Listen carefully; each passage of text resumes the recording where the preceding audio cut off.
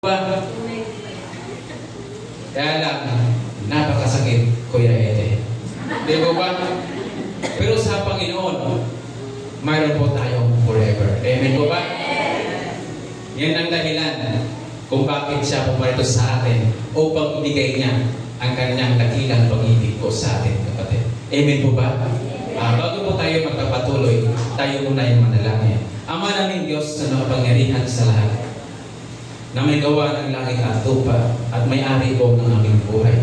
Panginoon, maraming salamat po muli sa pagkakataon na ito na kami po, Panginoon, ay nagsama-sama o nagkakatipon, Panginoon, sa gawain na ito, na ikaw po, Panginoon, ang dahilan kung bakit po kami nandito, Diyos, upang papurihan ka, pasalamatan ka, at sambahin sa Espiritu at katotohanan, Panginoon. Panginoon, sa oras na ito, ihanda mo po ang aming mga puso at isipan upang aming maunawaan, Panginoon, ang aming pagmilay-nilayan sa umagang ay ganda ba. Lord God, ang iyong abang lingkod, ang bahagi, ikaw po ang siyang manahan, ikaw po ang magsasalita, Panginoon, sa aking bibig. At ang salita na ito, Panginoon, ay hindi mo po sa aming mga puso, Panginoon, at aming matalhin ito habang kami po ay bubuhay sa mundo ito. Maraming salamat po, Panginoon, at ito po ang kindalangin sa pangalan ni Jesus. Amen and Amen. Ang title po ng ating pag-uusapan ngayong umaga ayon po sa ating binasa, The Unchanging Jesus in a Changing World. No? Ang di nagbabagong Jesus sa nagbabagong sanlibutan. Bagaman ipinapalagay ng ilan na ang Hebreo ay isa sa mga sulat ni Apostol Pablo, ang pagkakakilanlan sa manunulat ay isa pa ring misteryo hanggang sa ngayon, kapatid. Hindi makikita sa aklat ng Hebreo ang pangbungad pagbati na laging ginagamit po ni Apostol Pablo sa kanyang mga sulat. Bukod dito, sinasabi ng manunulat na umasa siya sa kaalaman at impormasyon mula sa mga taong nakasaksi mismo sa Panginoong Jesucristo. Isa ito sa dahilan kaya pinagdudahan ang pagiging manunulat ni Apostol Pablo nung sa aklat na ito. May ilang naniniwala na si Lucas ang manunulat, mayroon namang iba na naniniwala na si Apollos, si Barnabas o si Silas bilang manunulat ng aklat po ng Hebreo. Kung kanino mang kamay ang humawag, kapatid, sa sulat na ito, ang banal po ng Espiritu ang tunay na may akda ng sulat na ito, kapatid. No? Sabi nga sa Kalawang Timothy, chapter 3, verse 16, ang lahat ng kasulatan ay kinasihan ng Diyos at nagamit sa pagtuturo ng katotohanan, sa pagtatama, sa maling katuruan, sa pagtutuwid sa likong gawain, at pagsasanay para matuwid na pamumuhay. So, ang sulat na ito, mayroon po itong tatlong binigyang diin na katotohanan. Una, si Jesus ang anak ng Diyos na walang simula at walang katapusan. So, may forever po tayo sa ating Panginoon, kapatid. Kung pangalawa, bilang anak ng Diyos, si Jesus ang paring walang hanggang na ipinahayag ng Diyos at higit sa mga pari at mga propeta ng lumang tipan. So, pinapakita po dito na siya ang makapangyarihan po sa lahat. Yung pangatlo, sa pamamagitan ni Jesus, ang mananampalataya ay naligtas sa kasalanan, takot at kamatayan. Dito, nagbibigay siya ng assurance sa pamamagitan niya, mayroon po tayong kaligtasan, kapatid. Isa sa mga pagunahing katotohanan tungkol sa buhay sa lupa ay hindi natin alam ang ating hinaharap. Tama po ba? Di po ba? Alam ba natin kung anong mangyayari bukas? Di ba hindi po? Siyempre, alam ng Diyos kung ano ang mangyari sa hinaharap. Alam niya dahil siya ang may plano po nito, kapatid. No? Wala pong sorpresa sa Kanya. Tao lang po ang sorpresa. Lagi po nating tandaan ang ating panghahawakan, yung pangako doon sa Jeremiah 29:11. Sapagkat bakit kung lubos ang mga plano ko para sa iyo, mga planong hindi ninyo ikakasama, kundi para po sa inyong ikabubuti. ito yung mga planong nagdudulot sa inyo ng kinabukasan, punong-puno po ng pag-asa. So atin po yan ang panghahawakan, kapatid, yung pangako po ng ating Panginoon. Pero hindi natin alam ang mga detalye ng plano ng Diyos. Di po ba? Sino po rito nakakaalam kung ano ang detalye at paano ng Diyos para sa atin? Mga planong hindi ang mga bagay na iyon ay lihim po para sa atin. Di po ba? Hindi hinahayag ng Diyos sa atin ang mga bagay na hindi pa po nangyayari. No? Hindi po natin alam kung ano mangyayari bukas. Sa susunod na linggo, o sa susunod na buwan, o sa susunod na taon. Hindi natin alam kung ano ang mangyayari sa sanlibutan, o sa iglesia, o sa pamilya natin, o sa mga sarili po natin. Wala pong nakakaalam lahat ng yan, maliban po sa ating Panginoong Jesucristo. Kung minsan, ito ay nagiging dahilan, no? Ang mga mananampalataya ay magkaroon ng takot sa hinaharap, kapatid. Sapagkat ang buhay ay maaaring hindi po tiyak. Nagkataka po tayo, maging mabuti ba ang mga bagay o masama? Di po ba? Mas madali ba ang aking buhay o mas mahirap? Mabuhay pa ba ako ng maraming taon o agad ba akong mamamatay? Yan po ay mananitiling tanong po sa atin, kapatid. No? Ang lahat ay laging nagbabago. Hindi natin alam kung ano ang aasahan. Madalas tayong natutokso na nagkakaroon ng negatibong pag-iisip tungkol sa hinaharap. At isipin ang mas malala, kapatid. No? Nagkakaroon po tayo ng overthinking. Di po ba? Sa mga bagay-bagay na nangyayari po sa sanlibutan, sa pamilya po natin. Kaya, ang teksto na ating binasa kanina ay nagbibigay po ito ng kaginhawaan sa atin. Habang hinaharap natin ang buhay na makalupa, na puno-puno ng pagbabago at kawalan po ng katiyakan. Dahil yan po ay totoo, sa gayon, kailangan nating tanungin ang mga sarili po natin. Kailangan ba natin matakot? Pakisabi nga po ulit sa katabi mo. Kailangan ba natin matakot? Maya-maya, sagutin po natin yan sa huling bahagi ng mensahe na ito. Mayroon po tayong tatlong punto na pag-uusapan na galing po dun sa ating title na The Unchanging Jesus in a Changing World. Ang hindi nagbabagong Jesus sa nagbabagong sanlibutan. Unahin na natin our changing world. Ang nagbabago natin sa sanlibutan. Ano-ano po ba ito nagbabagong sanlibutan, kapatid?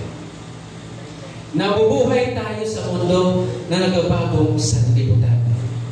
Lahat ng nakikita po natin at nalalaman natin ay nagbabago. Tama? Wala pong forever dito sa mundo, kapatid. Walang nanatiling pareho na napakatagal. Ang ibang tao ay nagbabago. Tayo mismo ay nagbabago. Yan po ang ating maaasahan. Ang mga bagay ay hindi tumitigil. Ang makalupang buhay ay hindi nanatiling pareho. Ang mga pagbabago ay inalarawan ng bawat araw ng ating buhay, kapatid. Nakakaranas po tayo ng pagbabago dahil lahat ay tumatanda. Di po ba? May mga maintenance na. Yan ang sanhi ng mga pagbabago.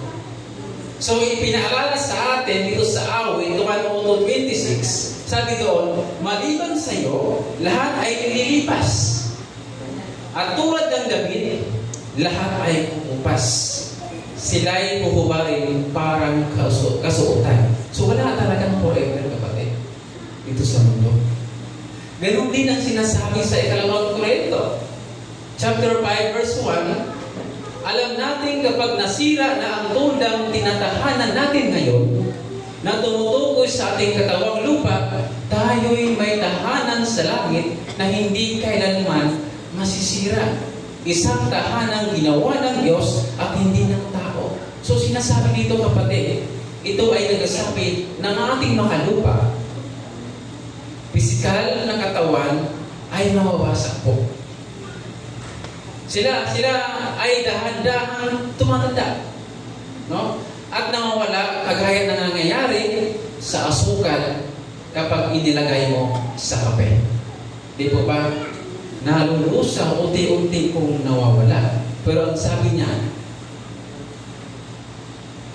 tayo'y may tahanan sa langit na hindi kailanman masisira, kapatid. Meaning to say, may forever po sa langit, kapatid.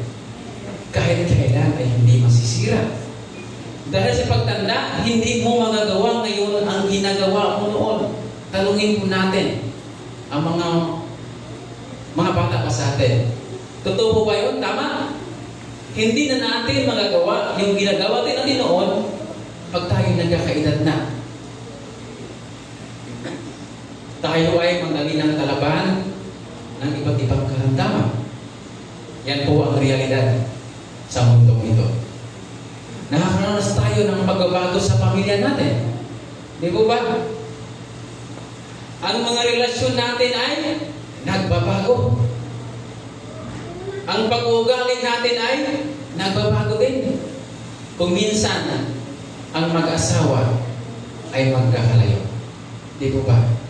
Dahil sa pagbabago. Ang trabaho po natin ay nagbabago.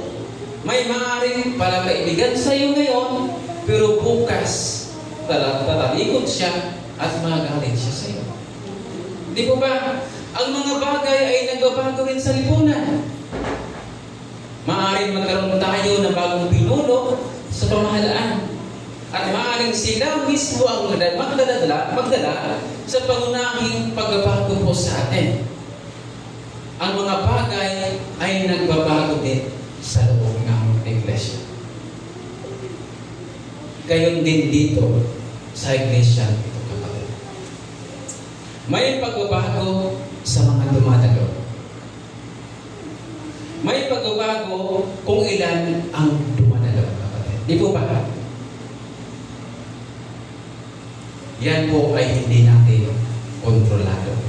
Karamihan sa mga pagbagong nangyayari sa sanlibutan at sa mga buhay natin ay mga negatibong pagbabago, kapatid.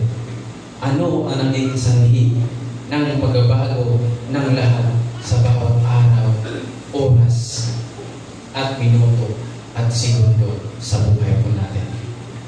Ang pangunahing dahilan sa pagbabago ay ang ating po kasalanan. Di po ba? Hindi natin masisisi ang Diyos sa pagbabago sa sanlibutan, kapatid. Totoo ang nangyayari ayon sa plan ng Diyos. No? Pero ang kasalanan ng tao ang nagdadala ng pagbabago ng sanlibutan na ito, kapatid. Amen? Ito ba? Ito ba? Are you with me? Amen? Kung hindi nagkasala si Adan at Eva, ang sanlibutan ay magiging perfecto, kapatid. Kung ang isang bagay ay perfecto, hindi ito kailanman magbabago. No? Yan po ay totoo po sa ating Panginoon. Kung kaya, hindi siya nagbabago. Ang kasalanan ang dahilan ng pagbabago ng lahat ng ito. Sapagkat ang resulta ng kasalanan ay kasamaan, karamdaman, kamatayan, pagkabuot, pagdurusa, at pagtanda. Ang pagbabago ay nangyayari dahil po sa ating kasalanan. Roma 6:23. Ngunit, ang libreng kaloob ng Diyos ay buhay na walang hanggan sa pamagitan ni Kristo Jesus na ating pong Panginoon, kapatid. Isa pang dahilan ng pagbabago ay lumago ang kasalanan. Lumalago din pala ang kasalanan, kapatid. Ibig sabihin nito na ang kasalanan ay lumala. Mas lalong lumala. Ang mga bagay na ito ay totoo sa lahat ng mga utos ng Diyos, kapatid. Nabubuhay tayo sa sanlibutan kung saan ang tao ay patas sa kanyang sarili. No? Ang kasalanan ay sinaayunan at hinihikayat pa. Ang sanlibutan, tinitirhan natin ay nagbabago ng inakasama. At isa pang dahilan sa pagbabago at dahil sa nalapit na tayo sa wakas ng panahon. Ito ang dahilan sa pagbabago ng kalikasan. Mas marami na mga lindol, mga bagyo, kailan lang yun kapatid, mga bulkan pumuputok, mga baha at sakit. Maaring maging posible tayo mismo, no? Ang mga anak natin o ang mga membro ng ating pamilya ay direkta pong maapektuhan sa mga bagay na ito. Dahil tayo apektado sa lahat ng bagay na ito, kuminsan nagkaroon tayo ng pagkatakot. Diba? Nagkaroon tayo ng pagkatakot po sa ating sarili dahil sa mga bagay na ito. Nagkataka tayo, gaano tayo kaligtas? Gaano kaligtas ang mga anak natin? Tayo kaya ang susunod na biktima ng krimen o mga pagbabaha? Yun po ang madalas po natin iniisip. Tama? Di po ba? Yan po ang itanong sa ating isipan. Gaano kaligtas ang pananampalataya ko at kabanalan? Gaano ako makakatayo laban sa mga tukso? Paano ko maharap ang mga kaguluhan? Paano kung ako, ang aking pamilya, ay nasaling sa karamdaman? Paano mo ito pagtipitunguhan, kapatid? Ibinigay sa teksto natin ang sagot. Mayroon tayong Jesucristo. Amen. Di po ba? Na siyang hindi nagbabago sa gitna lahat ng mga pagbabagong ito, kapatid. Ang pangalawang punto, our unchanging Jesus. Ang Jesus natin na di nagbabago. Ang teksto ay nagbibigay ng katiyakan tungkol po dito. Sinasabi ng talata na parang walang lugar sa pag-aalinlangan tungkol sa katotohanan na ito. Kay Kristo, may katiyakan po ang buhay natin, kapatid. Diba? Sabi sa kanta, mayroon yung kinakanta. Kay Kristo, ang buhay ay may katiyakan. Kung susunod ay magpatuloy. Hindi ko alam kung alam niyo po yan. Ako lang na nakakaalam. Maganda pong awitin niya. Wala ako sa YouTube niya. No? Sinasabi nito si Jesus ay siya rin kahapon, ngayon, at magpakailanman. Sinasabi nito ni Jesus ay pareho rin ang nakalipas sa kasalukuyan at hinaharap kung ano siya noong nakalipas at gayon din siya ngayon at magiging gayon siya bukas at magpakailanman. Hindi siya nagbabago at hindi siya magbabago, kapatid. Di po ba? Una sa lahat, sinabi ng talata na hindi siya nagbabago bilang Jesus. Ang Jesus ay pangalan ng ibig sabihin, Jehovah na tagapagligtas. Itinuturo nito ang katotohanan na siya ang anak ng Diyos. At siya ay pumarito sa lupa upang magdusa at namatay sa cross upang tayo po ay iligtas. So siya pa rin si Jesus na tagapagligtas natin at nanatili siya si Jesus na tagapagligtas po natin. Sa ikalawang Samuel, chapter 22, verse 2. Di po ba? Siya ang ating Jehovah. Siya ang ating Yahweh na tagapagligtas sa buhay po natin ito, kapatid. Wala pong iba. Siya ay pumanto sa lupa upang tayo ay iahon, upang tayo iligtas sa ating mga kasalanan, kapatid. Yun po ang lagi po natin tatandaan. Ito ay ibig sabihin na ginagawa pa rin niya ang gawa ng kaligtasan. Hindi siya tumitigil sa pagliligtas sa atin. Hindi siya tumitigil sa pagkapatawad ng mga kasalanan natin. Kahit ulit nitong ginagawa, kapatid.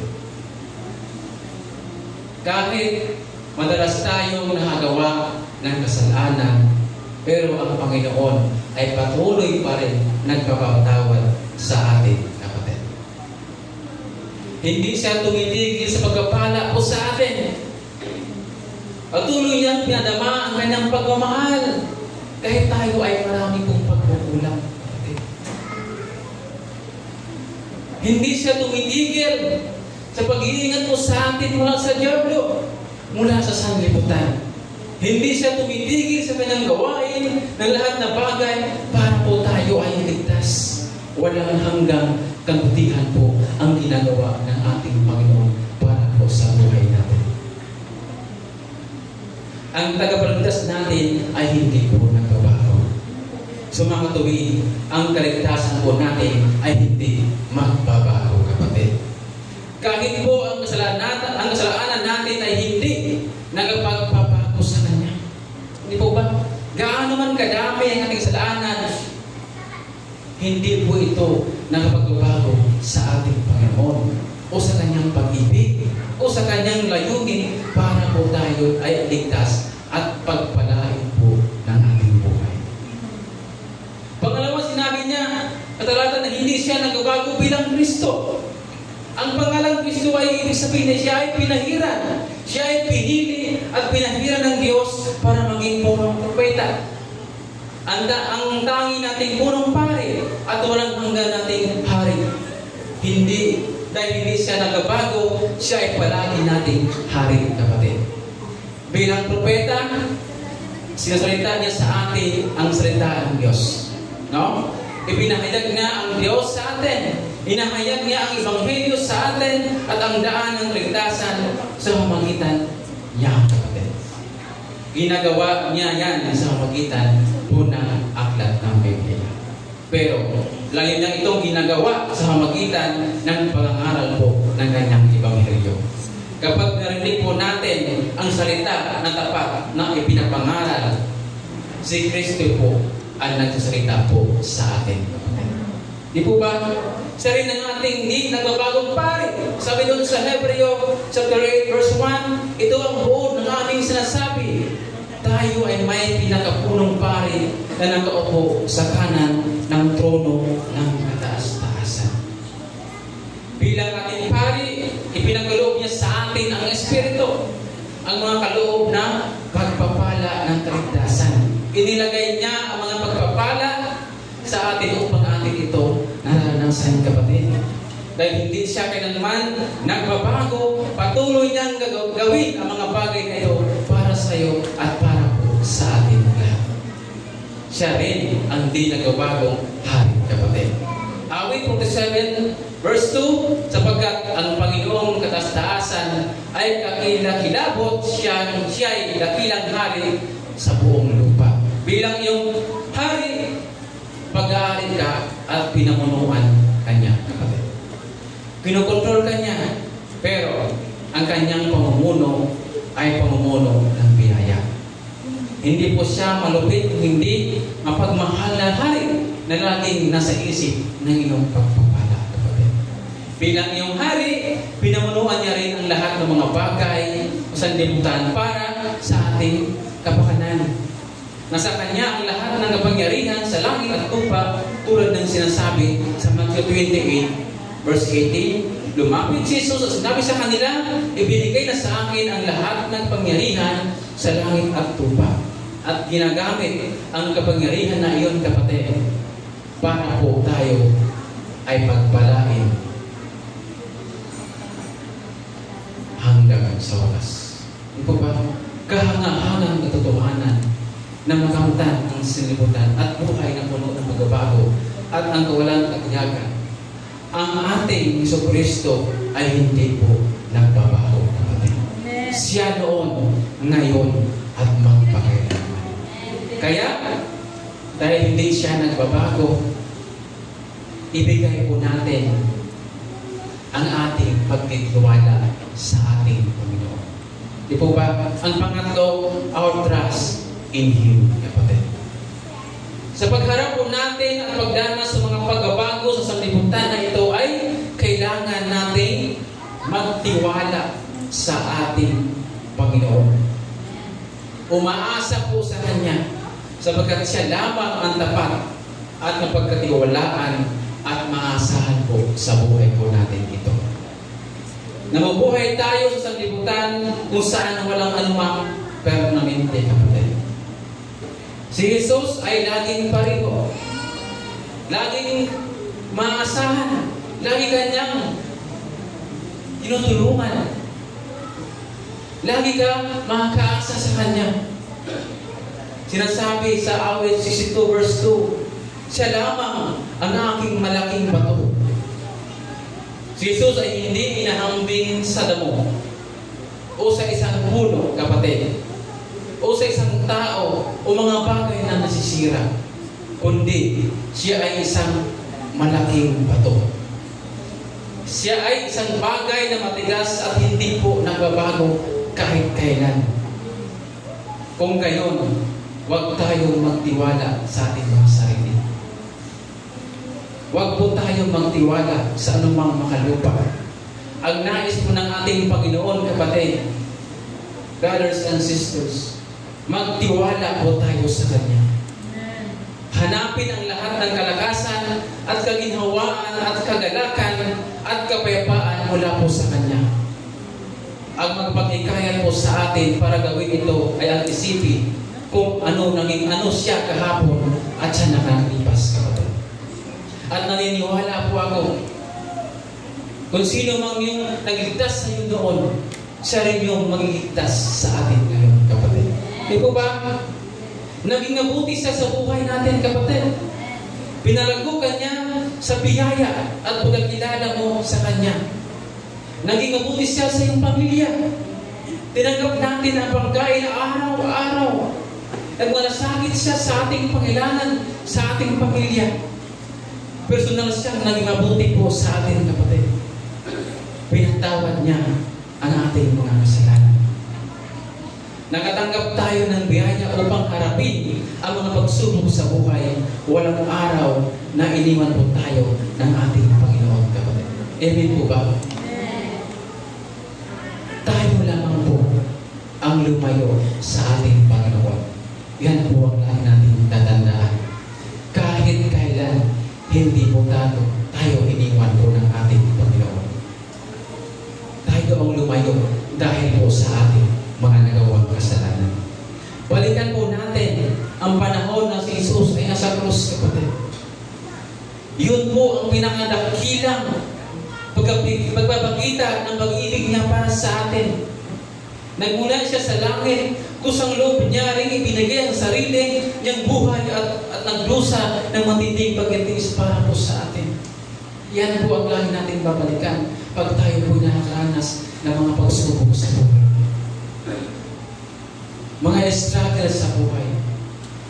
Lagi po natin babalikan ang cross po ng Kalbaryo, kapatid. Nang sabihin ng ilang sa Kanya na bumaba sa cross, tumanggi siya, kapatid. Nanatili siya sa cross para pasanin ang buot ng Diyos para sa iyo, para sa ating lahat, para po sa ating kaligtasan.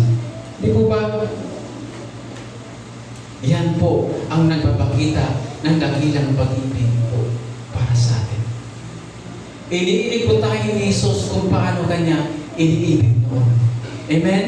Di po ba? Ang pag-ibig niya ay hindi nagbabago. Siya pa rin kahapon, ngayon, at magpakailanman. Ito po ang nagbibigay sa atin ng katiyakan para sa ngayon at bukas at sa natitira pang panahon. Bakit nagbago si Jesus ngayon?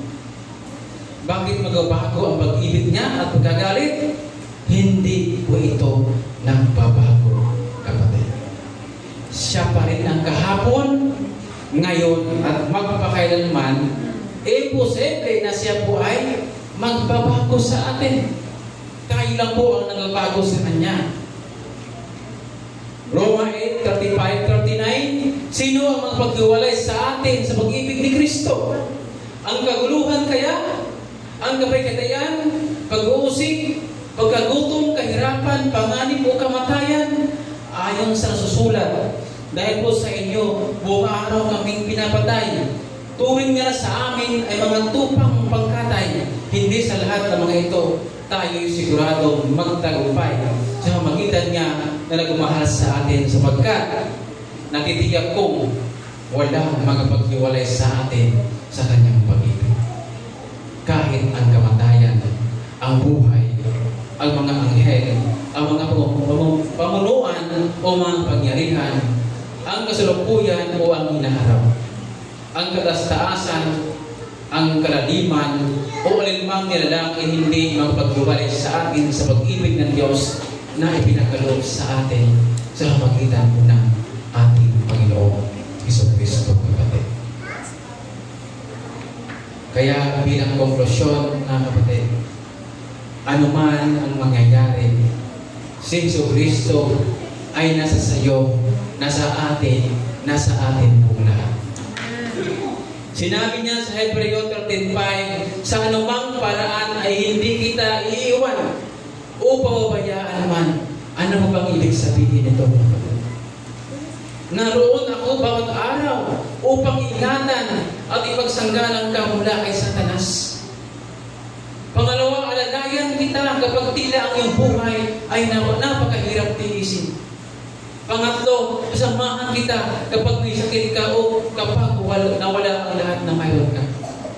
Pangapat, ililigtas ko ang pangalagaan ang iyong kaluluwa at dadalhin ka upang makasama ko sa kalulatian.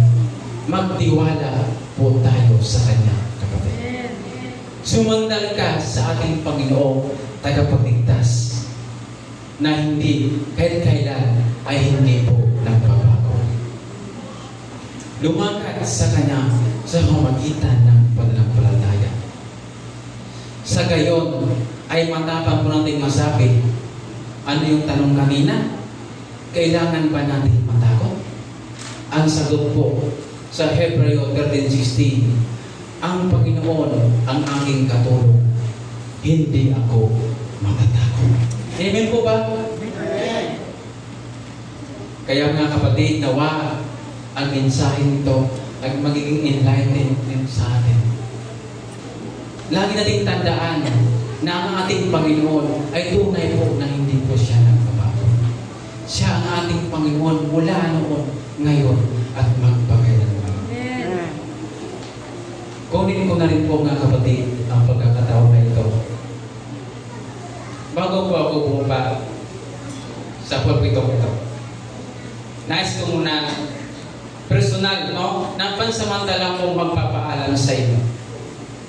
Tulad ng sinasabi ng Matthew 28:19. Ano bang sabi dito?